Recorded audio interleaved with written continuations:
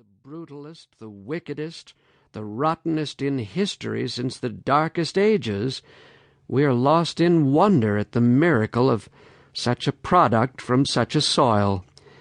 The contrast between her and her century is the contrast between day and night. She was truthful when lying was the common speech of men. She was honest when honesty was become a lost virtue. She was a keeper of promises when the keeping of a promise was expected of no one. She gave her great mind to great thoughts and great purposes when other great minds wasted themselves upon pretty fancies or upon poor ambitions. She was modest and fine and delicate when to be loud and coarse might be said to be universal. She was full of pity when a merciless cruelty was the rule. She was steadfast when stability was unknown, and honorable in an age which had forgotten what honor was. She was a rock of convictions in a time when men believed in nothing and scoffed at all things. She was unfailingly true in an age that was false to the core. She maintained her personal dignity unimpaired in an age of fawnings and servilities. She was of a dauntless courage when hope and courage had perished in the hearts of her nation. She was spotlessly pure in mind and body when society in the highest places was foul in both. She was all these things in an age when crime was the common business of lords and princes, and when the highest personages in Christendom were able to astonish even that infamous era, and make it stand aghast at the spectacle of their atrocious lives, black with unimaginable treacheries, butcheries, and bestialities.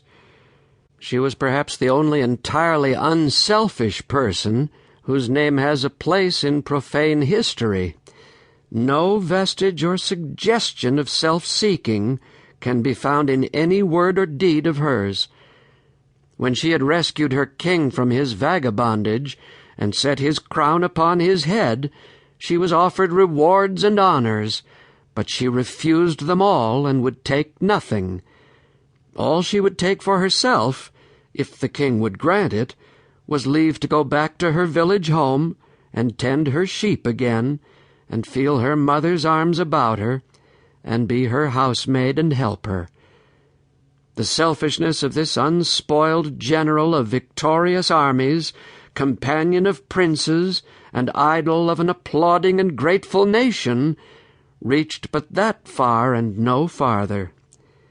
The work wrought by Joan of Arc may fairly be regarded as ranking any recorded in history, when one considers the conditions under which it was undertaken, the obstacles in the way, and the means at her disposal. Caesar carried conquest far, but he did it with the trained and confident veterans of Rome, and was a trained soldier himself. And Napoleon swept away the disciplined armies of Europe, but he also was a trained soldier, and he began his work with patriot battalions inflamed and inspired by the miracle-working new breath of liberty breathed upon them by the Revolution. Eager young apprentices to the splendid trade of war, not old and broken men-at-arms, despairing survivors of an age-long accumulation of monotonous defeats.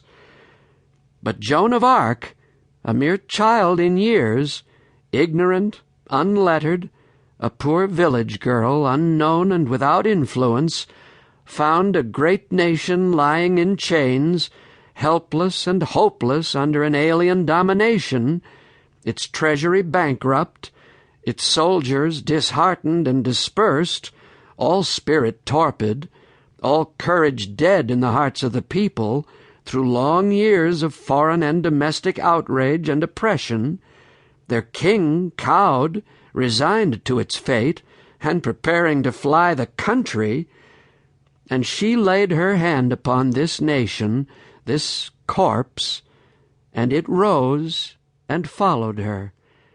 She led it from victory to victory. She turned back the tide of the